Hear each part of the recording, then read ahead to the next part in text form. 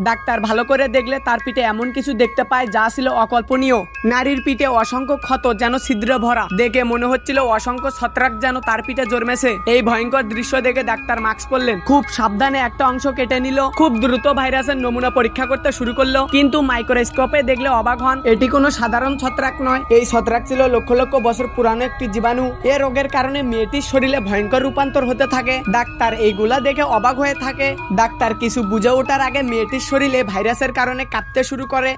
তার হাতগুলো বিকৃতিভাবে মোচড়াতে শুরু করে। যখন আনা এবং ভিনসেন্ট মেডিকেল রুমে পৌঁছান তখন পুরো ল্যাবের দেয়ালয় কালো ছত্রাকে ছেয়ে গেছে। যদিও মহিলার দেহে তখন সামান্য প্রাণের চিহ্ন ছিল, তার শরীরে ভয়ানক অজানা পদার্থে পরিণত হয়েছে। আনায়ে ভয়ঙ্কর রূপ দেখে অবাক হয়ে যান এবং বাইরের লোকদের প্রবেশ করতে নিষেধ করেন। তারা এখান থেকে কিছু সংগ্রহ করতে গেলে ঠিক তখনই সংক্রমিত দেহটি হঠাৎ প্রচুর পরিমাণে ভাইরাস ছড়াতে শুরু করে। ভিনসেন্ট যেহেতু কোনো সুরক্ষা গিয়ার পরেননি, তিনিই প্রথম আক্রান্ত হন। আনা দ্রুত গ্যাস মাস্ক পরে নেয় এবং দরজার পাশে থাকা শুকনো পাউডার ফায়ার জীবাণুনাশক স্প্রে ব্যবহার করে জীবাণুমুক্ত করেন এবং দ্রুত রুম থেকে বের হয়ে যান। একজন ইঞ্জিনিয়ারকে ডেকে দ্রুত জীবাণুমুক্ত করান। তবে এরপর দেখা যায় যে ভিনসেন্ট কিছুক্ষণ আগে ভাইরাসে আক্রান্ত হয়েছিল, তিনিও রূপান্তরিত হচ্ছেন।